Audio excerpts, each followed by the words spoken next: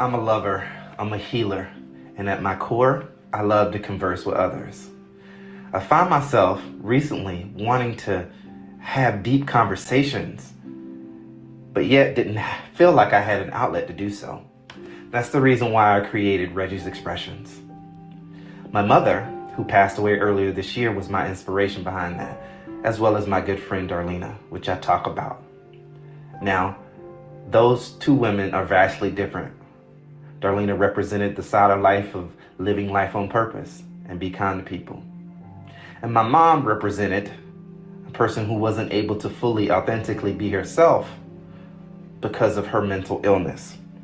It taught me that I can't just sit back and wait for people to speak up for me, because that will never happen. I have to be willing to speak up for myself and also provide a safe space to speak up for others or allow others to speak up for themselves.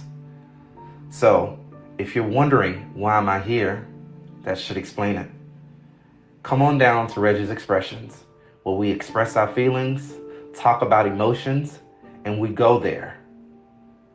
And then after we go there, we lead with love, kindness, and compassion.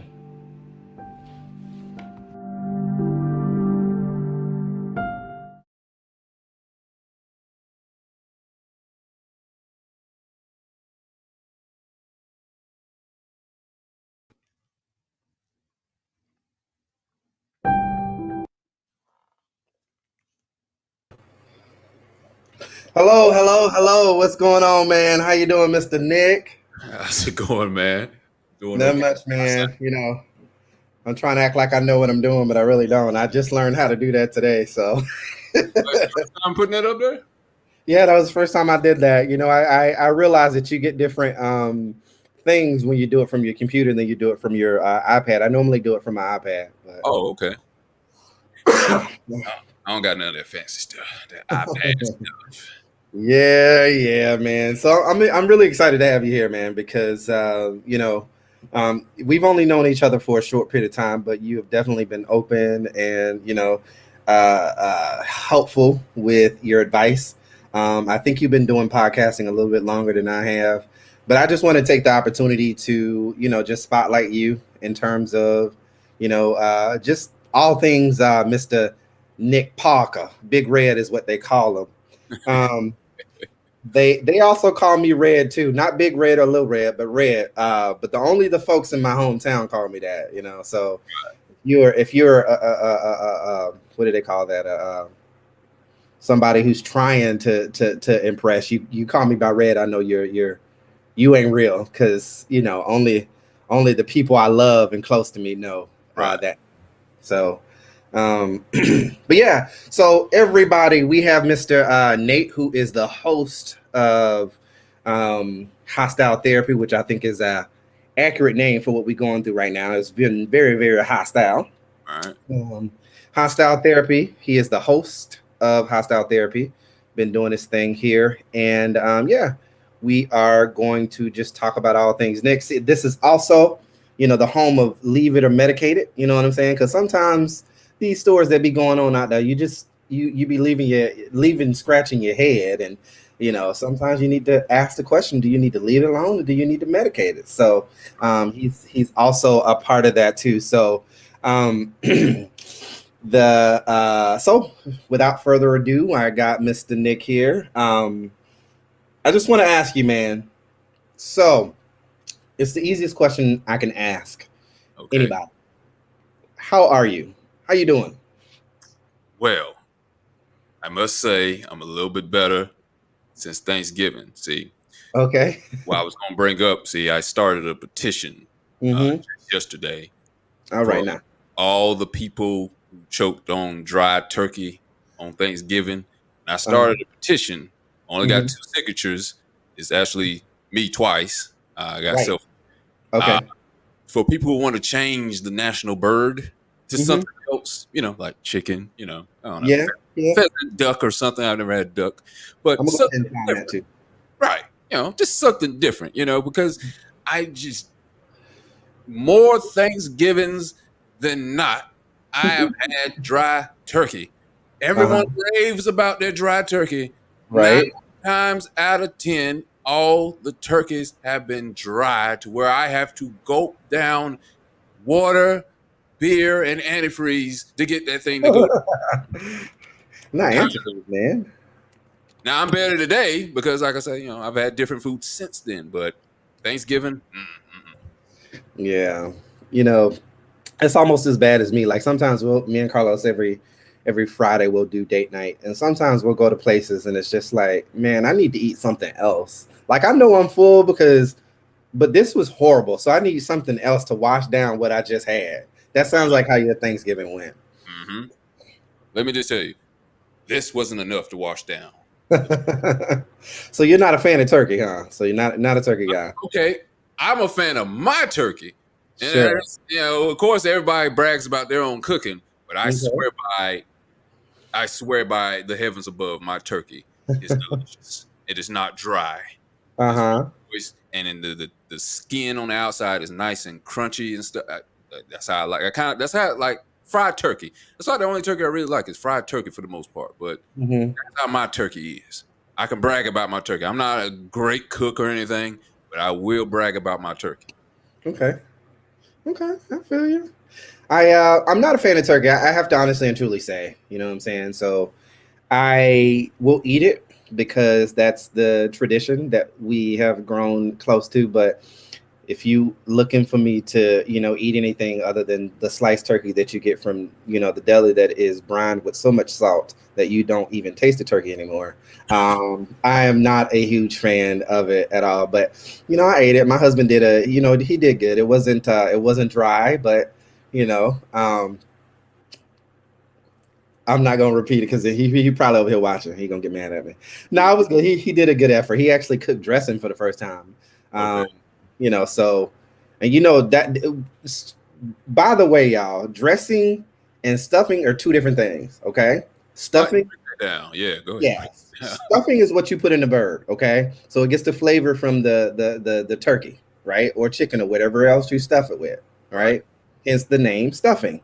Dressing is cornbread kind of mash. It has celery, it has eggs, it has chicken. It is a complete separate dish from the turkey. So you cook it, prepare it completely different. So I went on the U of the tubes, and I found a recipe that said Southern Southern dressing, and to be honest, I was impressed. I was a little scared because he's Venezuelan, but it actually turned out really, really good. It was, if I dare say, better than my niece who cooked it for us a couple years ago, and she's born and raised in the South. So don't, if you see her, repeat that. But it was good though. It was good. It's gonna be a cook-off between them two. You're gonna have those two fight with each other. I'm okay with it. You know what I'm saying? I'm cool with eating whatever they got. But you would free food.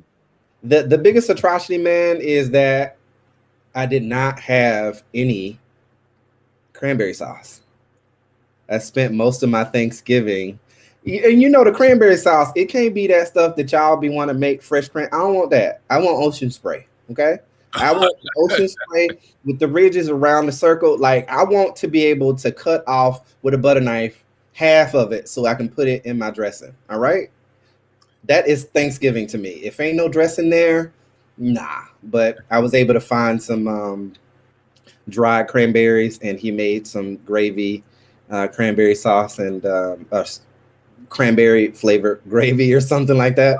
It was interesting, but it went gravy. So I'm giving him an E for effort. You know what I'm saying? I'm very easy to please when it comes to food. I don't like a lot of food. I'm very, very picky. Huh. I don't like cranberry. I don't like berries, period. Seriously? Like of any kind, unless it's in juice form. Mm-hmm. Yeah, I'm very picky. The juice I got to drink can't have pulp in it. Okay, yeah. I'm that guy. Mm-hmm. I don't eat pie like that. I don't even eat cake like that unless it's like Seriously? Yeah. The only cake I really mess with like that, cheesecake. That's it.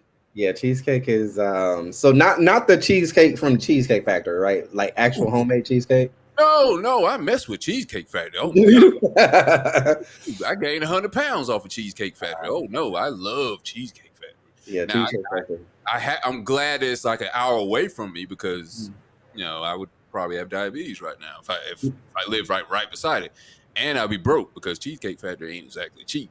Yeah, If we you want to do. eat We actual actually meat, have one in town. So no, I wouldn't live. I couldn't survive because you have to. I mean, you don't have to, but you gotta get a meal with it. I would feel, and then that's supposed to be the dessert. hmm That's gonna run you about a good $40-$50 by yeah, yourself, mm, and yeah, the it's true. refills and the tip and all that. So I got to stay away from Cheesecake Factory. But yeah, cheesecake is my favorite dessert. I can eat it Okay. all day. Well, so we talking about Cheesecake Factory. What's your favorite cheesecake from Cheesecake Factory? Lady Gold Diver chocolate. Oh, look at you. You fancy, huh? Oh yeah. Hmm. I'm a Adams peanut butter cheesecake. I love chocolate peanut butter. That So sounds good. that combination is something that is very decadent, and I can, show you a couple of those builds because, sometimes we go out, we don't spare any expenses depending on how good that payday is. But Yeah, I, for that's a two payday. people, I've spent over $100. You know what I'm saying? And it's like we don't went to places that are more upscale than this and paid less. How that work? Cheesecake? Y'all need to figure that out. If y'all want to sponsor me, y'all can. So I mean, I'm All okay. right, I'll take that. Now, now imagine if they had that at the movies, a Cheesecake Factory. Ooh man, Man, you, you you trying might to have get to skip out on a me movie. caught up. You trying to get me caught up? I'm over. I'm actually I've lost 15 pounds so far. So I'm kind of I might have gained it back on Thanksgiving. You know No, what I'm that saying? Cheesecake Factory you won't. But really quickly, I want to shout out this shirt that I have on. I don't know if you can see it. It says "Black Girls Are Magic." I talked a little bit about this on my Facebook. The creator of "Black Girls Are Magic" is Kashawn Thompson. Kashawn Thompson. That's spelled CASHAWN Thompson. She's on Instagram and on Facebook. She's the creator of Black Girl Magic, hashtag Black Girl Magic. It actually started out as hashtag Black Girls Are Magic, and it kind of parlayed into Black Girl Magic hashtag. And she is a young woman who is really doing her thing. She has, been a person of service all her life. Like she was a nanny for a while. And what made her create Black Girls Are Magic is all the women in her life. She just felt like they were magic because they didn't have the best circumstances out there, but they were able to make the best of it. So Kashawn is doing her thing. She's right now going through, early childhood development and also getting her degree as well in that and, some other things. So go check her out. She has some amazing merch down there. And I just figured I needed to support. So that's where this shirt came from. And I know she has a Christmas sale that's going on. And yeah, just go in and support. I mean, the shirts are nice. They're high quality stuff. And, it's a good messaging because right now we live in a world where Black women are told every day that they don't belong, they don't exist, and they don't get to play with the rest of us. So, messaging out there that allows me to be able to put that forward that that's not the case. And, they are the best is the reason why I wear this shirt. So go check her out. She's pretty cool people. And I ain't getting paid for this. I just believe in what she's doing. So, go check her out. Also, Mess in a Bottle. Y'all heard me talk about that. That was a shirt that I had that said, it's the protecting my peace part for me. Mess in a Bottle. Okay. She's on Instagram. She's also on Facebook as well. And she has a lot of cool things. I'm a 2X guy, so you can find something that you're looking for. High quality stuff. She got purses, bags, everything you can think of. She had a sale going on during, Black Friday, but I don't know what's going on now. But go check her out. She has a lot of good stuff too. Let's go out and support our Black women because, they worth it. You know what I'm saying? So sorry about that, man. I just wanted to say that real quick. That's a cool shout out. I love that. It's good. No worries, man. So you did say that you good and you recovering from Thanksgiving. You had a dry turkey. And you also said that you was picky. So what things do you eat, Nick? Or Big Red? What do you eat, Mr. Big Red? Very simple. Okay. Chicken being one of them. Right. Mm-hmm. That is it. But no, as far as I say, I like chicken. Just a plate of chicken is all you're looking for? I would be fine with it. Like, Mhm. see, I work out. Okay. And people think I work out to be healthy. Mm-hmm. No, I work out so I don't get to 400 pounds because I easily can eat a family pack of chicken by myself, and I Wow. have, and I do, and Mm-hmm. that's the main reason I work out. Because if I didn't, I would be 400, or I would be on 1,000 pound life or Yeah. whatever, or that would be me if Mm-hmm. I did not work out. If I was just a regular go to sit at a desk job type Mm-hmm. guy, Mm-hmm. man, shoot, Nutty Professor 4. Oh, Nutty Professor 4, absolutely. That And I is. don't mean because of the sequel, it's because I'd be 4 Nutty Professors. Oh, One. That's how big I would be. But gotcha. I can eat chicken. I Mm-hmm. can. And I hate almost saying it because the stereotype that comes with that. But Yeah, I true. used to tell people my favorite food was actually buffet. Mm-hmm. Because that's Okay. how much I would go to KFC buffet back in the day when it actually was good before Yeah. they did all the bad stuff that made it actually taste good. Yeah. That's the place I used to go to all the time. Mm-hmm. And Mm-hmm. I had a woman, no lie, I had a woman come up to me and my friend that went at Joe that used to go with me. She came up to our table and she saw the graveyard of bones on my plate, and she said I was going to hell for gluttony. Wow. And she was serious, and then she walked out, and I'm like, wow, That's I'm just trying to eat. She was pissed. So like, you are going straight to hell, young man. I'm like, that's horrible. It's like that she just left that in the room, just dropped that bomb. It was like, yeah, bye. at a KFC Yeah. buffet. I'm like, what are you supposed to do? But I Yeah. guess And what is she doing at the buffet? She was just hanging out, telling people they're going to hell. I think she was waiting on people like me to just tell them they were going to hell. She didn't order anything, I don't think. Because gluttony that's a serious thing. That's one of the Yeah, seven deadly sins, ain't it? right. And I Mhm. was living it fully that day, apparently. Well, so she probably thought that she probably, wanted to be there and didn't have the wherewithal to be able to do it herself. So she just wanted to say, "You going to hell." That's what that was. That's what that was. She's probably jealous because I was only like 17, but my stomach Yeah. time, when you had the teenage Yeah. stomach is there's just no bottom to it. You can eat anything. Right. Not When you down when the you turn bush. 30, that it turns into this all of a sudden, Mhm. and Yep. then it shrinks even more. The inside stomach, not the outside. The outside stomach keeps expanding, but the inside stomach shrinks as you get Right. older. Right. Gosh. So yeah, that's my life. And the pandemic definitely I can't really blame it on the pandemic. Well, yes I can. Yeah. I can't blame it on the pandemic, but I'm on the right path, you know what I'm saying? So, I ain't feeling bad about myself. I was actually thinking about it today when I was getting my haircut.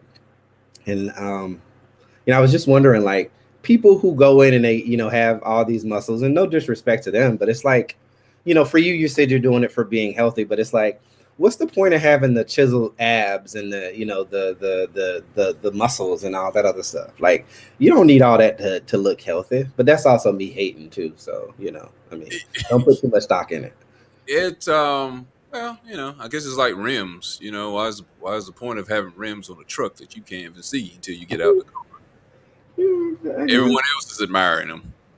Okay. Yeah. I You got to guess. spend a pretty penny to get them though. So I mean, Yeah.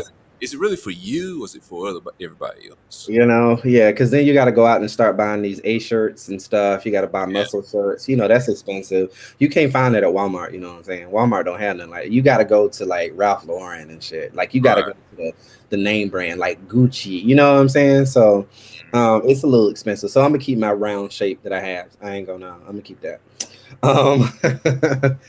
People love the circle. People love circle. Yeah, absolutely. I'm more of a circle guy or oval, if you will. See, the Oval Office. See? Yeah, I strive for that. I have my fun in the sun. You know what I'm saying? I got my husband now. I got him already. I don't need to. That's a trap. What I'm gonna do? What I'm gonna do for what? What I'm going to do? Nowhere. Yeah, I mean, you married now? Yeah, we forever. All that go right. Exactly. So I'm doing my best for sure. It was definitely a whole gang of things that I put in front of my reasoning, but I had a pretty good summer, so I've built some of the right things. I just got to get this food on display because yesterday or today, what did I eat? Oh no, I ate Subway, but I probably need to do better. Yeah. I need to get rid of some of the pasta and the bread and stuff that I eat. So Yeah. I know what to do. I just ain't done it. So anyway, enough about that. So, like I said, your podcast is hostile therapy, and I think it's accurately named because, the one thing about you is you're very direct. You and Alexa, I think, are you guys commend each other for sure, and that is Alexa Page. If you're watching, shout out to you. You and Nick have been doing this for a couple weeks or a few weeks. Nick was doing it for a little bit by himself, but tell us a little bit about what your podcast is on. Okay. Well, you ever seen the movie The Great Debaters? Yes. Denzel Washington and Yeah. a few other people in there, but Denzel being the more acclaimed actor. Mm-hmm. It was about these, I don't want to say how old high school students, but this black school who were trying to compete against these other schools in debating. Sometimes that's done in high school. I see it a lot of times done in college. And one person has one part of the subject they're debating on, and the other person does the opposite of what they're debating on, the one subject. And it's respectful. No one is like shooting darts at anybody, but they research hard on trying to prove their point.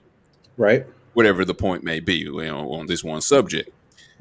And nowadays, what you see, it's either Fox News or CNN. It's black, it's white.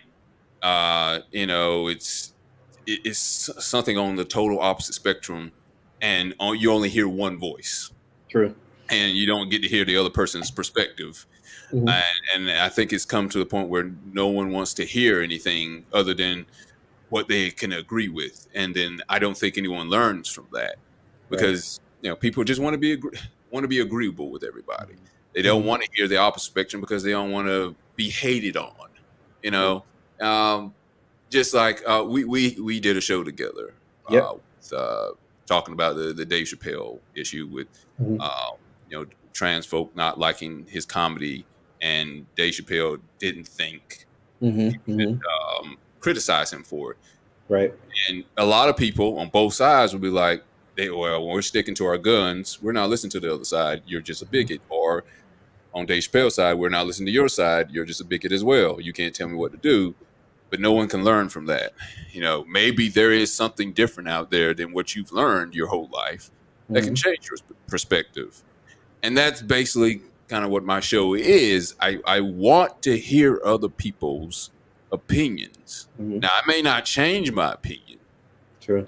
But I do want to hear it in case maybe there's something I haven't heard before. Or maybe you can articulate it better to where I might change my mind. Okay. And I leave myself open, and that's the other thing you have to do too. You have to leave yourself open to be able to learn different things. Some people will go in and like, okay, I'll have a different person on, but they're all automatically ready to close off their mindset to whatever they have to say, and you can tell a lot of times if they interrupt people before they get to finish their sentence that they're not trying to listen to what the other person is saying. And I've learned that because I've dated women, and we've been in arguments before, and I'm guilty of it too. Where I like, okay, I'm so ready to get my point of view across. When you hit that period in the sentence, I'm just going to hurry up and say something. And while I'm doing that, I'm not really listening all the way, because I'm just trying to hurry up and get my point of view across so I can feel like I won. And that shouldn't be what it's about. Right. Unless they're nagging you, then you can just say whatever you want to say. But that one caveat: unless they are nagging you, that is the only time. That you should, defer to if you're right or wrong. Okay, write that down. No violence. No violence. No violence. No fighting. He says. No and cases. it's definitely been it was a very fun experience going on there. And for me, I have a tendency to be very passionate about, certain topics, especially when it comes to LGBTQIA and then Black folks in general. So sometimes I have that tunnel vision to where it's difficult for me. And there's nothing wrong with being emotional. I want everybody to say that it's okay to be emotional. There's nothing wrong with it. And I've been an emotional guy my whole entire life, just because I'm a big thinker. But for me, it's difficult because when I start to rise up in certain situations, I will start to either stutter or I feel it in my chest, and you start you can literally debate me under anything because I start to get very emotional in that aspect. But that wasn't the case when I went on hostile therapy. I went on your show twice. Once as just a gallery guest, somebody that was watching, and you invited me on, which I thought was super cool because he didn't even know me from a can of paint. And then the second time he actually invited me on the show, where Alexa and I we didn't go head to head. We both kind of ended, parted ways amicably, where we both could understand where we were coming from, and understand that they were valid on both sides. But she felt how she felt, and I felt how I felt, and I think that's great. You don't see that often. Right. Well, let me add, I guess, one more thing to it. Mm-hmm. When you see those debating type competitions, mm-hmm. And to something I was saying earlier, they can't interrupt each other. They Right. have to let them say everything they want to say. They have to get every bullet out of the holster, Mm-hmm. out of the gun, whatever, all their information out before the other person can rebuttal. Right. And I think that helps a lot because sometimes you'll see, say on Fox News or CNN or whatever, MSNBC, they're constantly chatting, and then one person's interrupting, Yeah. no one's listening. In that type of format, you have to listen, and it's key for them to listen. So maybe they can use that in their argument Mm-hmm. to better the opponent. Mm-hmm. And it also kind of helps calm you down too, if you just kind of sit and listen instead of just, oh, I'm just waiting for the period. If you just sit and listen instead of trying to interrupt, which is sometimes emotion or anger coming out, it kind of helps calm you down as well. Right. That I guess I never thought about it like that, because sometimes, me being an emotional person, I'm in it, and I am one of those, people who are waiting for the periods. Are you just trying to show out on my show, man? What's going on with you? Why are you telling? No, I'm telling you, I've been in years of relationships. I did not practice this. And time I'm like, let her get all the ammo out. Mm-hmm. And when she's done with all her ammo, then you hit. Only problem with that is you better have a good memory, because you might forget all your talking points if she talks long enough. Because that's why they have notes, right? That's why they write the notes down. Yeah. Well, I started doing. Well, see, that could also get you to what you write now. You're not listening to me, are you? I'm like, I am. I'm putting some cliff notes. The stuff I'm going to hit back on. I'm gonna circle back to that. Argument here. If you do that, if you try that, I don't know if your guy argue or anything. I'm pretty sure one day we do. Just kind of, just try that. Just let them get the whole argument out, or let them shoot all their bullets out, and then you shoot back. And if they do interrupt, like, hey, I let you have your whole moment. Now the floor is mine. When I'm done, I'll give the floor back to you. See, man, you don't see he watching right now. He writing this down. He finna use this for ammo. Dadgummit, Carlos, put it down. The argument's happening tonight. Yeah, it's going down. I'm ready. No, but yeah, you're right. I definitely, should listen more. It's hard. It's hard when you feel a certain way. It's hard to listen. Mm-hmm. So that's why I do this platform, because it's nice and flowery and chill, because the ambiance. Yeah, you know what I'm saying, like the studio and everything. So, right. But yeah, you definitely got that corner down, and it's entertaining, and some of the behind the scenes stuff I would pick your brain about, and you would tell me how to do it, and you made it super easy, and I appreciate that, because I know that you've definitely had experience in doing it, which brings me to my next question. How long have you been podcasting? 4 years. Wow. Okay. This will be the 4th year. All right. It feels like 20 years. 20 years. Okay. With all the the ups and downs and the pitfalls and the learning on your own type thing. Yeah, that's the growing pains that I'm going through right now. The learning on your own, and the idea that you're doing it all yourself. And I just feel like, because you and I had an opportunity to have a conversation a little bit last night. You asked me if was it brown or white liquor, and I was like, "This is loudy, man. Have you heard of it?" So, but yeah, for me, it's like you go out here and you want everything. You want there to be 50 million views, right, on everything that you do. We have been conditioned that success is based on numbers, right? I'm in a sales job. So if I sell the most policies, then I'm number one and people are going to treat me like I'm the champion, right? So, I was telling you yesterday that I was frustrated because it seems like I'm putting all this energy out there and nothing's coming forward. But, I know that I'm only year 2 in. I'm actually coming into my 24th month in the month of December. Doing it actually as consistently, doing it. Started 4 years ago myself and then ended abruptly because my co-host, some of the pitfalls that you talked about that kind of, put a bad taste in my mouth. But, you were just like, hey, I was like, man, I want my numbers to grow. And you were like, well, how? And I was like, I don't even know. So, it's just really taking it, day by day and understanding that every little bit matters. So what is it? Well, so you said you've been doing it for 4 years. How did you start actually? Okay. That's a bit of a story. So Okay. Let's go into that. We are ready. As a youngin. Okay. Yeah, this goes a little bit a while back. Mm-hmm. I used to watch sports. I used to watch basketball, of course. Okay. And probably one of my favorite sports broadcasters was Marv Albert and Bob Costas. That was the one, and watching NBA basketball. That was the main thing I used to watch. Mm-hmm. I love how the commentating made me feel during games, right? And I wanted to do that at one point growing up, but I kind of held myself back because I didn't think I had a voice for it. Cause I was thinking about going to college for it, but then I was like, I don't have the voice for it, or I don't know the timing, or I don't know. I just didn't think I was good enough to do it. That was, high school and in my early 20s. Fast forward a little bit to, let's see, it's 2021 now. I'm guessing about 2015, 16.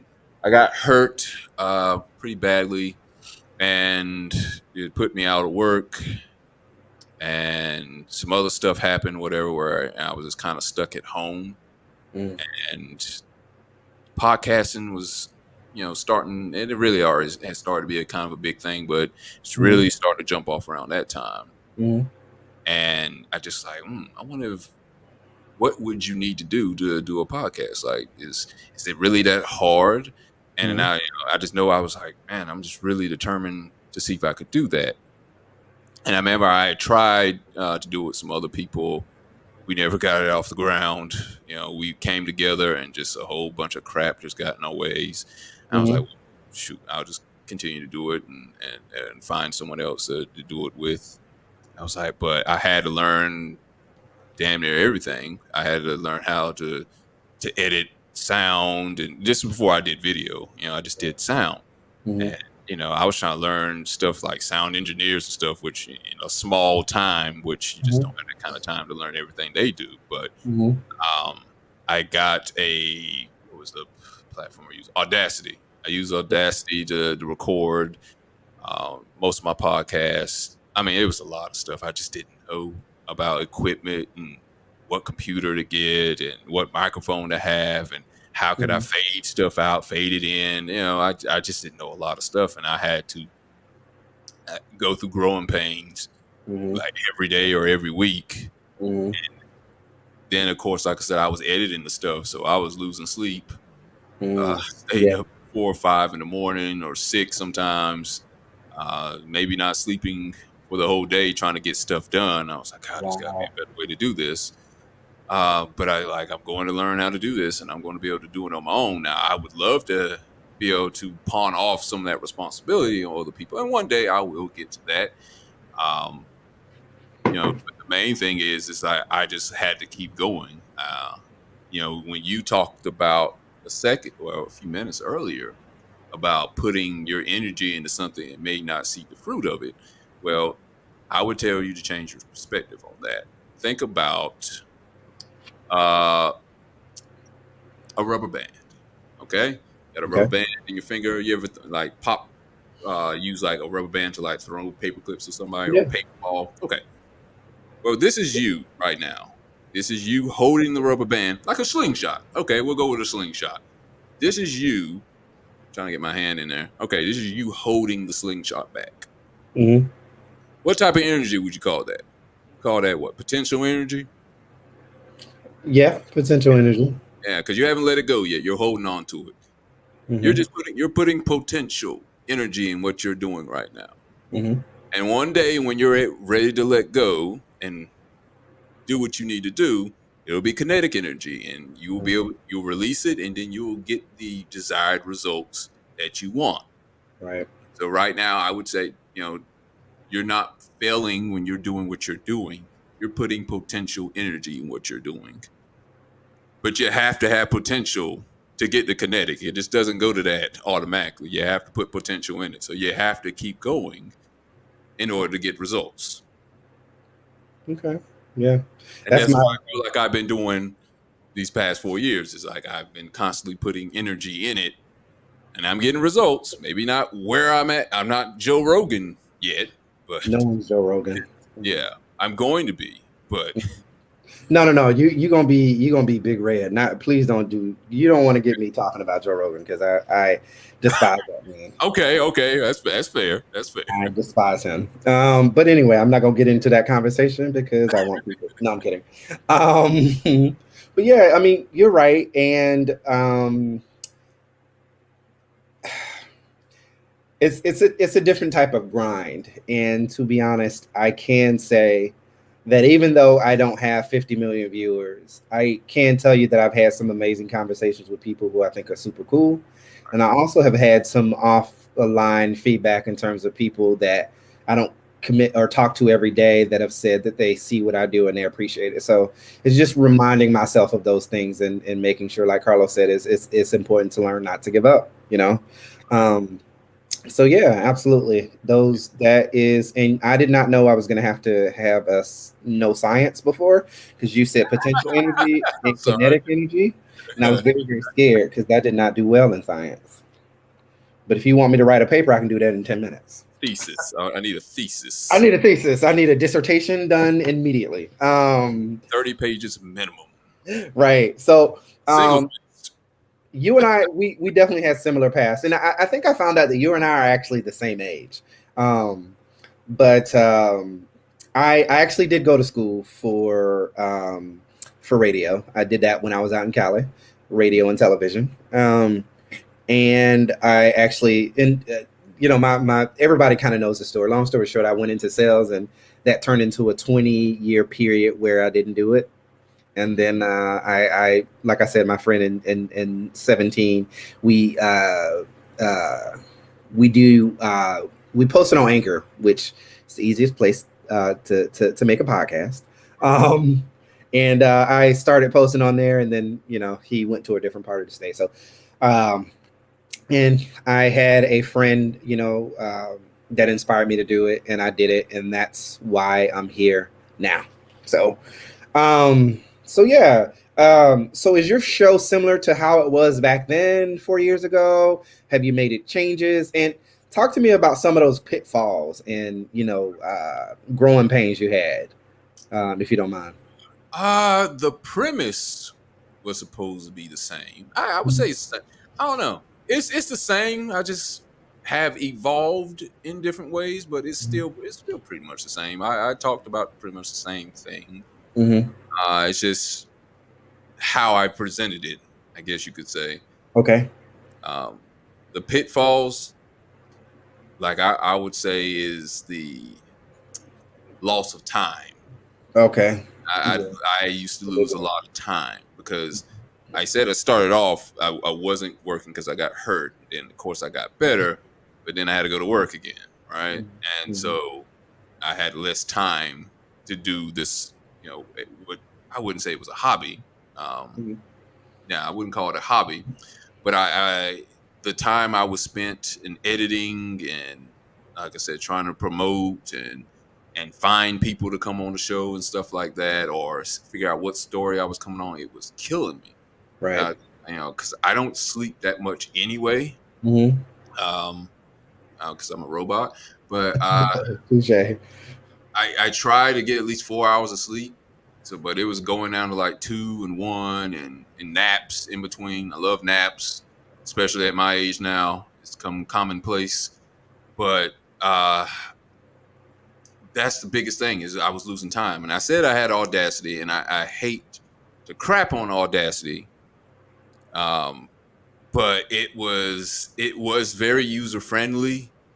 But it also, I used to have a lot of bugs with it, and it would mess up on me all the time. I remember Audacity. Yeah, see, It's very yeah, intimidating. it's free. It Yeah. don't, yeah, it's free. You kind of get what you don't pay for. But I some people don't like to spend money on stuff because it's like, well, they want to save money and just kind of penny pinch as much as they can. But Right. I paid for what I paid for in the program to do sound editing. I was paying for my time back, Right. so I wasn't staying up so late. Mm-hmm. If you don't get enough sleep, you can't get the best ideas, and you can't speak coherently, you Mm-hmm. can't think coherently. So I was buying my time back. So I spent 3 times the amount. Well, actually 300 times the amount, because Audacity is free, on editing software one Mm-hmm. time, just so I could have peace of mind and my time, my life back, so I can spend it elsewhere. I would think that's probably one of the biggest pitfalls, is spending too much time on stuff that I could find elsewhere, to I can put my effort towards other things, Right. uh, which was taken away from my Mm-hmm. potential energy. Mm-hmm. Yeah. Instead of holding back the slingshot as much, I was lessening up because I was too tired Right. to hold it. Mhm. And the whole idea, behind podcasting. I mean, it's easy to get the idea, it's easy to start up, but you do have to put an investment. I agree with you in that instance, that you do have to put in an investment, and that's exactly what this all ends up being over time. When I first started using Anchor, I remember I used to record it on my phone, and then something told me that I needed to start doing it on GarageBand. And GarageBand is a lot like Audacity to me in terms of how it works, and it was very confusing. And I'll get very frustrated with it. A lot of Um, tutorials, right? yeah, yeah, Yeah. it was. And then you go on YouTube, and you try to do the YouTube crash course on it, and they make it look so easy. And then you go and you do it, and it don't be looking like it took me the very first episode that I did, which was only 9 minutes, by the way.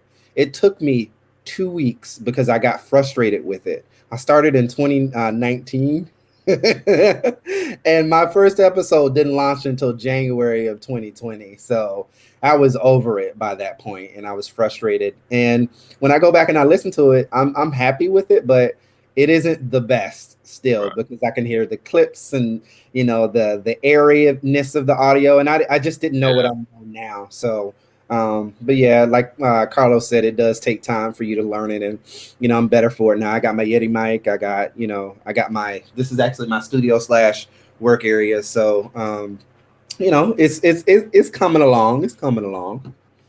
Right. Yeah, that was, like I said, Audacity was a little bit limited as far as what you could do, Hmm. as far as, I would say, background noise.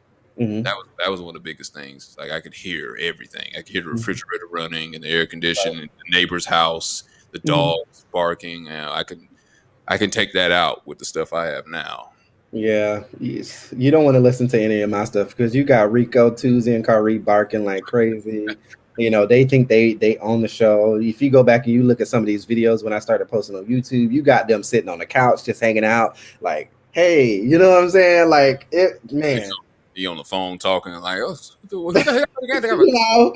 Like, come on, man. But it's growing pains. You don't know what you know until you know it. You know what I'm saying? So But I'm better for it. And I, like I said, I was able to take a page from your book in terms of like when I first saw your show, which you and I actually had a mutual friend, and that's how we ended up, kind of getting to know each other.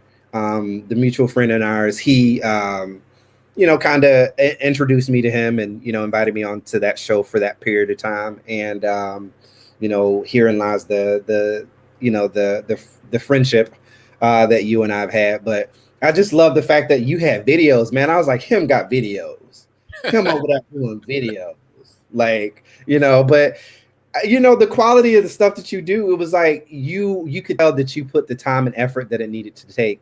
And you've been able to curate some really good people like Frank. I forget Frank, what is his name? He has like a Frank King. Frank King, right. And you had a beautiful conversation with him about stuff that you don't see too often in the Black community, where we talking about vulnerability and talking about just owning your feelings and your emotions. Like when I, truth be told, when I first met you, man, I thought that it was going to be sports, like big, like what up, dog, whatever, just intimidating to me. But you turned out to be completely different, so I appreciate that. Typical what up, dog. Sorry. I did say that, but you ain't gotta call me out. Right. But you turned out to be super cool. And so tell me a little bit about how you and Alexa, because she's cool as shit. I like Alexa a lot. How did that happen? How did that partnership happen? Man, listen, I was in the drive-thru at McDonald's, right? Oh, okay. I got my 50-piece nugget, and she was like, "You know what?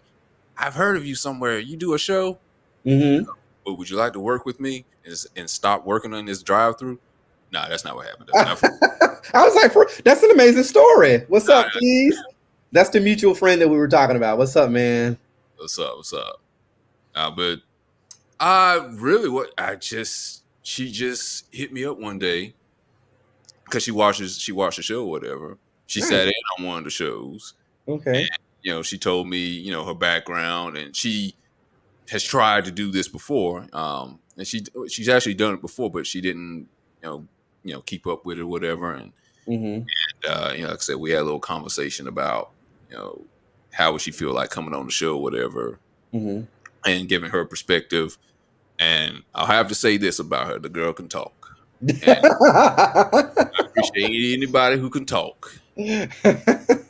Absolutely. She can talk and she can carry, she definitely can hold her own, with the big boys. And like when we went head to head, to be honest, I knew that it was no spring chicken. I knew that I was sparring with the right person, and it ended on a good note because she again, like I said, we agreed to disagree. So not agreed to disagree, but it was like, I understand your point, sister, you understand my point, and we go our separate ways in terms of how we come up to the conclusion that we came up to. So she's super sweet. I need to, so I'll probably ask you about getting in touch with her so I can bring her on the show one of these days if she's open to it. Okay. I'm sure she definitely is. So you did talk about equipment, right? So obviously you got to have a mic, a good one. What was some of the, other than Audacity, what are some equipment that you would use to kind of, or what equipment that you use on a consistent basis to produce your show? It's actually not much, believe it or not. The thing that does the main stuff that I need done is my Rodecaster Pro soundboard. Okay. That's the thing that does most, because I mentioned earlier, like I said, I have software that works on doing the sound. But once I got the Rodecaster with a credit card, I only paid it off earlier this year, so I can buy people Christmas gifts. When I finally got that thing, it helps. It does the sound for you, right? Just through it. I wish I had took a picture of it so I can show it in there. But it does the sound for you. It does. You can put sound bites of anything you want in there, sound effects or whatever. But that's the main thing. You hook up your mic through it, You can record through it. Okay. That's basically really all I needed was this thing, this little studio thing here that I can use as the Rodecaster Pro soundboard, which costs, I think, when I paid for it, I think I paid maybe probably about $700. I paid. Ballin'! That's what I said. So that credit card came into play. I got my credit up to, I think I had like a 680 score. Ooh, that's beautiful. Oh yeah, it was at the time. Not anymore. But once I got that up there, I said, I got to get this thing. Because again, peace of mind. Right. I need time. This thing cuts down on the time I would have to do with editing, sound, whatever, that I would have done on the other software. Even though that cut down on time too, this cuts down even more time. Right. And it was less equipment I actually would have to hook up than the other stuff I had before. It doesn't take long to hook up, like I said, and it hooks up to your laptop, whatever. Now, but that's roughly about it. Now, I am going to upgrade to some more stuff. I actually have upgraded to some more stuff. I'm just waiting for some time to hook it up. Right. But for right now, it's the Rodecaster mic, of course, the headphones. Headphones. I just appreciate these because they block out all the noise from the outside or whatever. Yeah. The mic, the mic is supposed to help block out some of the outside noise as well too, and do good with picking up my voice. Webcam. You sound real good. Mic check. Mic check. Yes, appreciate it. See, but if I had Audacity and them cheap mics I had back in the day, you would have been here. You probably would have heard that airplane that just probably passed through. You might have heard it anyway, but you would have heard some clicking noises and just everything. And people, I think people notice that a little bit. It's okay to start off with that in the beginning, right? But if they are struggling, like they say, if you're sitting in a car, you already got car noise as it is anyway, and if they have to struggle and like put their ear to the radio and they have to turn it up and struggle to listen to what you kind of say, your message can get lost. That's true. That's a good point. Man, you're making me think about my first few episodes. Man, just horrible. I hate it for you, but if you go back and listen to it, I really appreciate it. Get the numbers up. But yeah. Is it up on the first few episodes? Is that up? Yeah, all my episodes are still up. I actually do it through Anchor. Is that who you host your website through or your podcast through? No, I do mine through Libsyn, which you mean is that your main page? What you do? Yeah, Anchor back in the day, and I say back in the day when I started, when I restarted, I should say, Anchor actually posted to Apple, Google, Spotify, pretty much everywhere you want your podcast to be, right? They don't do that now because they give you the ability to kind of manually put it. So if you want it to be specifically on Spotify.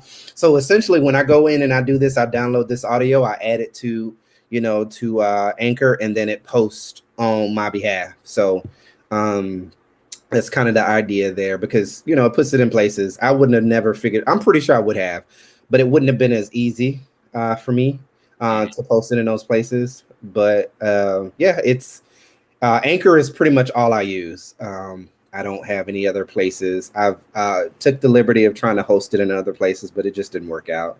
I think I had Podbean. I had Buzzsprout. Which, it just it wasn't user friendly to me. And by that time I had already invested, the time to get to know about Anchor. So it literally takes the legwork out of doing it. So does Anchor, does they put it out to iTunes and Spotify, stuff like that from that one place? So yes, they when I signed up and the way I have it now, yes, it automatically goes to Spotify, Anchor mostly. That's where they want people to download the application. But yes, it is on Apple. It actually posts to Facebook. It posts to I already said Spotify, Google Podcast, Overcast, and the other smaller places that you don't really hear too much about. It posts all to there with just me hitting the publish date. So it makes it super easy. And the only thing that you really have to do is just record an Anchor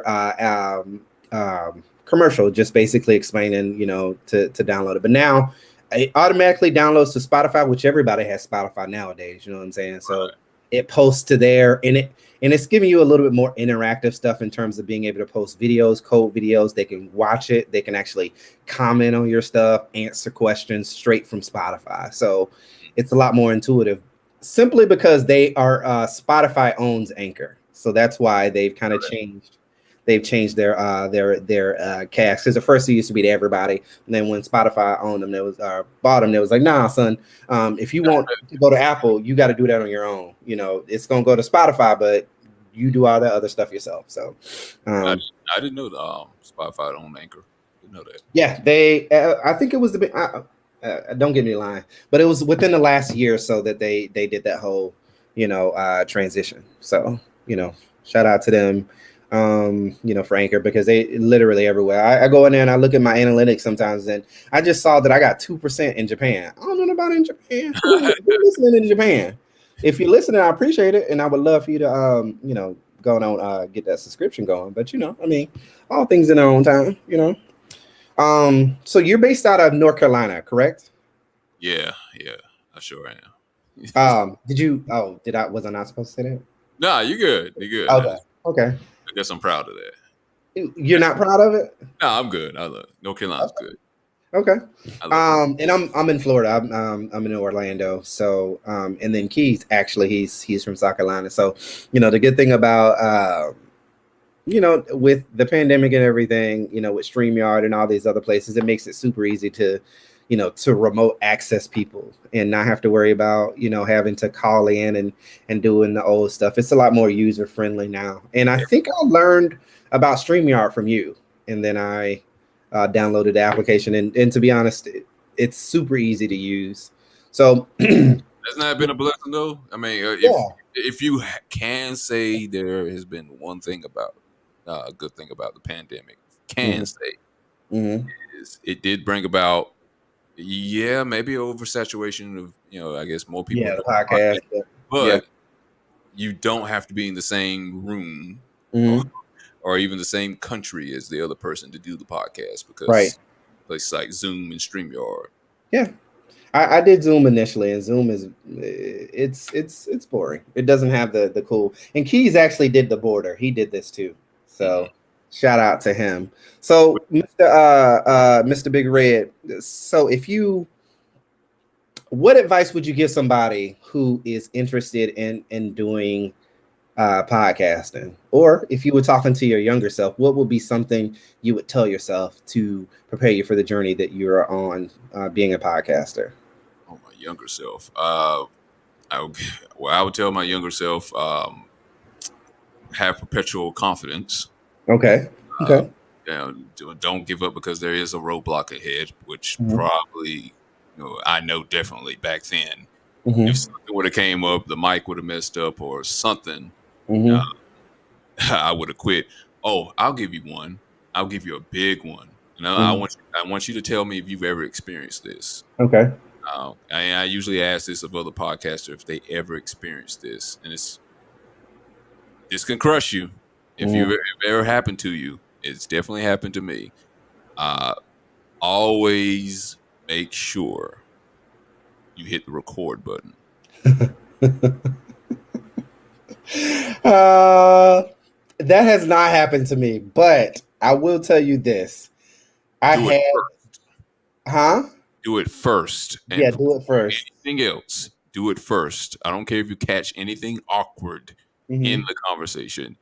Make sure that is on first, because if you have prepared, you've gotten your hair cut, you've gotten the sound correctly put up, you've gotten the guest comes in and they are happy about doing the podcast with you, the video's looking perfect or whatever, and you've gone an hour and a half and you've had one of the greatest conversations. It's almost as great as if Malcolm X and Martin Luther King was sitting in front of you and talking about what they could do for black rights. It gets no perfect. Or maybe Jesus came back and had a conversation about your great grandma or whatever and what she's doing in heaven. Right. And then after that whole conversation, you're like, all right, peace out, Jesus, peace out, Malcolm X and Martin. And then you find you didn't hit the record button. No one's going to believe you had that conversation. Oh, Lord. I've done that. Not the Jesus and Martin and Malcolm thing, but Sure. it felt like that, where Mhm. I had a great conversation. This is Mhm. very early on. Mhm. And then I look over. I'm like, why does that red button not look pushed in? And I don't see any numbers. It's counting down the time. Mm-hmm. I did not hit record. That's horrible. My heart definitely dropped. There was a situation that I had where I got, it was probably the biggest panel that I had ever had. It was about 6 people. And we had this amazing conversation. And I was very happy to be a part of it. And when I go to transition it over from whatever I was recording it on to Anchor, the file was corrupted. That's almost just as bad. Yeah. So, and I could not get it. Like, it was showing in one place, but the place that I needed to show, it was saying invalid. And I downloaded it 4 or 5 times, just thinking, praying to God that it would transcode, and it did not. Was And it off of Audacity by chance? no. It was on it was actually on GarageBand. Okay. It was on GarageBand. And I felt so bad because they were looking forward to the show coming out, and I had to break it to them. I was like, it didn't record. And they were like, I was like, yeah, you guys are you guys free to do this again? And they was like, yeah, just let us know. And I haven't talked to any of them since. So, that's a little bit explainable because, I mean, that's not of any fault to you. Yeah, but I felt horrible because they poured their heart out, and it would have been an amazing episode, and it's like, Pixar, it didn't happen. So I could talk about how great it sounded, but nobody ain't gonna know but us in the room. You know what I'm saying? So yeah, I felt so bad. And it was about an hour and a half of their time, and I just never felt, confident enough to do it again. That was during the early times too. Like, it broke my heart to delete that, because it was nothing I could do with it. Right. Yeah, I mean, I get it. Like I said, it's happened before, and it's hard to explain because the other person might have been just as excited as you are, and then it was so perfect. Like, why, Lord? Too perfect. That was the issue. I think it was too perfect. It was just like, this went well. People were vulnerable, blah blah blah. But it was like, nah, son, you're not gonna do great things with this audio. So, yeah, it's kind of difficult to kind of, if you poured your heart out, you purged yourself, to kind of get in that emotion again after you've already done it. Yeah, you can't recreate it. You know what I'm saying? It's not something you can recreate. You can only catch it once. And that's, that was kind of what made me go into the whole thing about live, doing it live with YouTube, because you do it, and at least it has some form of, it lives somewhere in the zeitgeist, wherever it happens to be. I have a frame of reference of being able to go into it. So even if I can't convert it, I can still say that was episode X of this show. So yeah. So the last thing I want to ask you before I give you the gift of time, what would you advise somebody who is coming up in the podcast game now? What would you advise them to do, starting up? Or what would you suggest that they would buy, A piece of paper and pen, and write down what you really want to focus on. Not just shooting from the hip. What do you really want your podcast to focus on? Do you want to talk about social issues? Do you want to talk about makeup? And how is this going to be appealing to your audience? Not just you. Because that's the other part, is it can't be just appealing to you. And that's probably the constant battle that, everybody fights. Because you've dealt in sales, right? Yeah. And you've seen like many a clothing line that's come out over the years, especially from like a lot of rap artists will have these clotheslines, and they're popping off in the beginning, but they, seasons change and tastes change, and a lot of them end up in roses. Shout out to Roses. You gotta remember South Pole. You remember South Pole? Yeah, perfect example. Very perfect example. Yeah, what's another? Give me another one. Enichi. Who's that one for? ENYCE. It looks like New York City. What rapper was that one for? Shit, man. I mean, shucks, man. I can guess. It's my show. I don't even freaking remember. Remember Apple Bottoms? That was one. That was What is Nelly's. it? Apple Bottoms. Yeah, apple bottom jeans. Yeah. Yeah, that was a huge thing at one time. Yeah, that's true. I don't see no apple bottom jeans no more. Yeah, but see, yeah, it didn't keep up with the times. Right. I think well, not Def Jam, but Russell Simmons' wife had one. I forgot what it was called. Baby Fat. fat. Yeah, there you go. That was a Baby big. fat is still out there, but I don't think it exists in the same space that it did before. I think Yeah, that's what I was saying. It's out there, but it ain't like nobody like I gotta get Baby Fat like that. You know, Tommy Hilfiger. I think Sean John is kind. I don't know. I haven't. I think Sean John is making suits now, if I'm not mistaken. I think he moved on a little bit, Mm-hmm. but it was. Well, I guess that would be a good example that he found another niche or he kept himself in the game like that. But that's the thing is like you have to constantly, especially when the market is saturated, you have to constantly find something to make your name stand out. You know, or make yourself viral, or whatever the case is concerned. Like you said, Tommy Hilfiger, that was a huge thing back in the 90s, and I guess maybe the early 2000s. And just, you know, things are always changing. You always got to figure out how to stay relevant. You remember there was a time, I'm going a little bit off cuff, but there was a time where you had supermodels.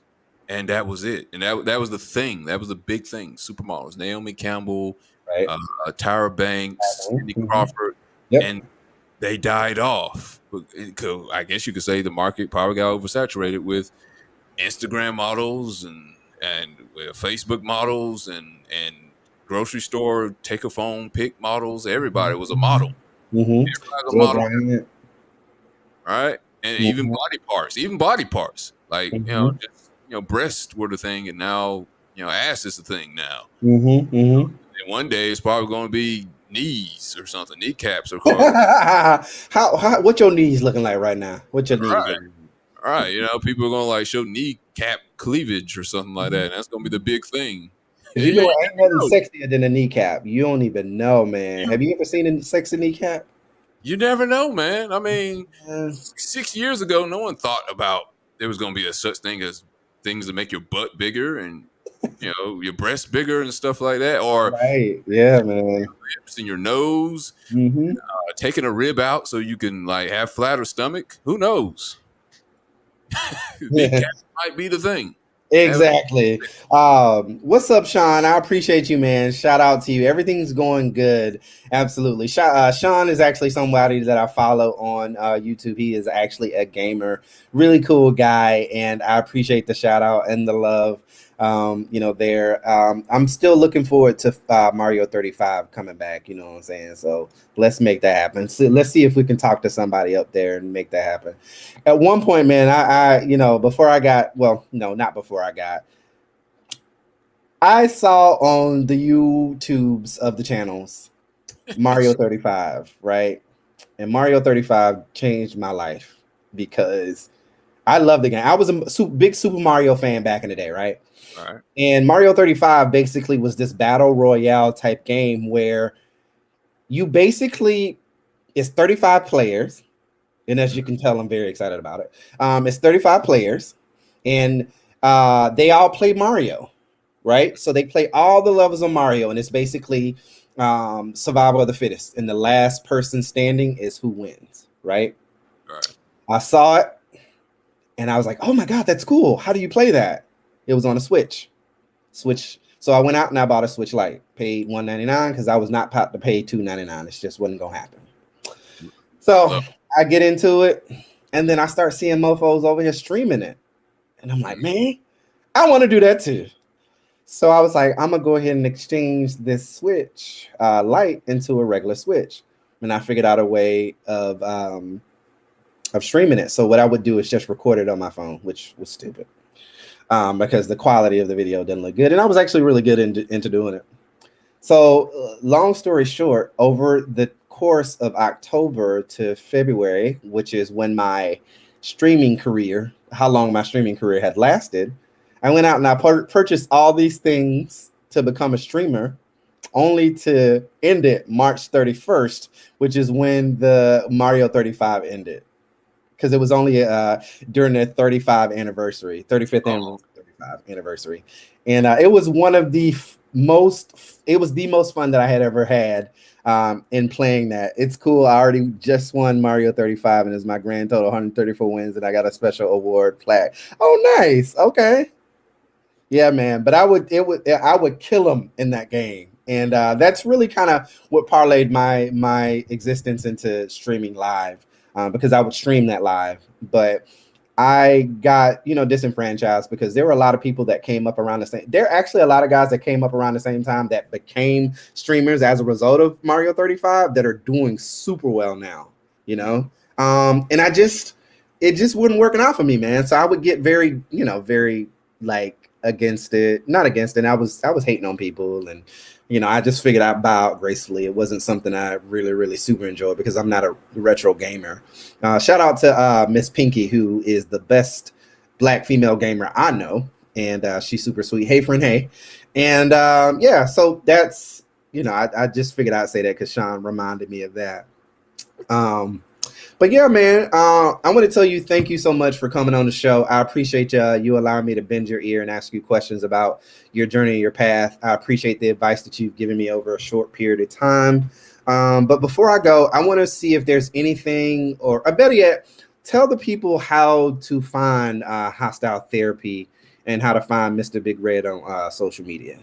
Well, if I don't talk about, and you warned me about this the other week, if I don't talk about like critical race theory or whatever, you can find me Thursdays. You find me Thursdays on my YouTube channel. Don't bring that over here now, because you ain't trying to get my ish shut down. You gonna get canceled. No, not today. My show's almost over. They're gonna tax you. That's what they're gonna do. They're gonna take the tax.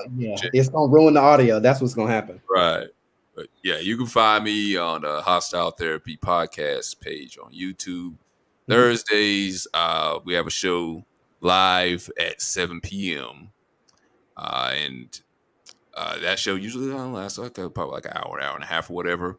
Depends on what we're talking about. Sometimes longer. Depends on how deep we get into the topic. And we talk about everything as far as social issues, stuff dealing with relationships, things that are in popular culture that are going on right now, like the great movie that I saw the other day, The Harder They Fall. That's that was a pretty good movie. Good movie, great movie. Don't know to say which one's better, that or Django, but I might discuss that. I saw that question. Yeah, I don't know which one to say. It's hard. That's a hard one. I'm gonna hold my answer until Thursday. Okay. And you can find the show on Spotify and iTunes and Google Play, and Libsyn, just to name a few places. We also have, I do live show on YouTube, but I also have, sometimes extra shows that I just put on those streaming platforms that I just named. And sometimes I might just put audio up on those, and I do live shows just kind of special just for Thursdays. But other shows, like I had the show about suicide, that one I didn't release it live. I released it on a separate day, and sometimes I do that. I'll put it on YouTube, just on that channel instead of just having it live. I'll record it and then put it up there, or depending on what kind of episode it is, I might just put it on those streaming platforms, iTunes, Spotify, as audio, depending on, like I said, what kind of show it is. But I would say more so go to the YouTube page, and that's where you can find the majority of the show's streams at. Okay. All right. So, so you guys know my mantra. My mom was the reason why I do this. She was a young woman who wasn't able to speak her truth. And I had a good friend who basically said, live life on purpose every day and be kind to people. So that is my intention. That is my reason for doing what I do. I love having conversations with people, to be able to get to pick their brain and also be open, like Mr. Nick said, being open to the conversation, not just ready to have it to get your point across. So, I want to tell everybody, thank you so much for making a little Black boy's dream come true. You guys can find me on all social media platforms, Reggie's Expressions.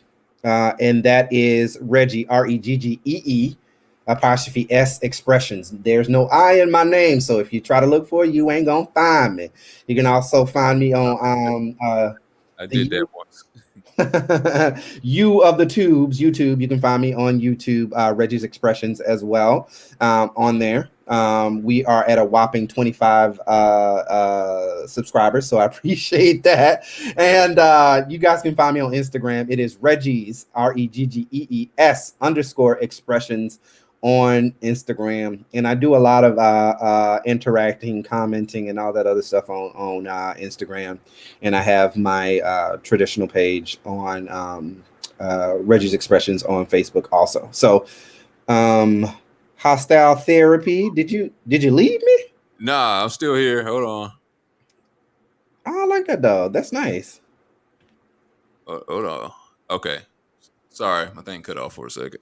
Okay, because I was like, did I make him mad? Did he just leave? No, I'm sorry. Oh, I've never had a guest that just left on me before, but he's back, y'all. He's back. So shout out to my husband, who's one of my hugest fans. You know, anything I want to do, he believes in me, even though when I believe in myself, and I should listen to him a lot more than I do. Shout out to Keys for, you know, believing in me and actually producing the community series with Keys Ali. And Sean, thank you so much for coming through and just hanging out with us. So I'm gonna give you guys the gift of time back. I ain't gonna hold you up too long. I appreciate everything that you've given me. Don't forget to go follow, subscribe, like, share. And if you're feeling generous, go and hook your boy up on Cash App. I got that up there too. All right. You guys enjoy the rest of your night. And Mr. Big Red, do you mind holding back after we get done here? Yeah, no problem, man. No problem. All right, guys. Enjoy the rest of your night. Peace. See you soon. Good night, everybody.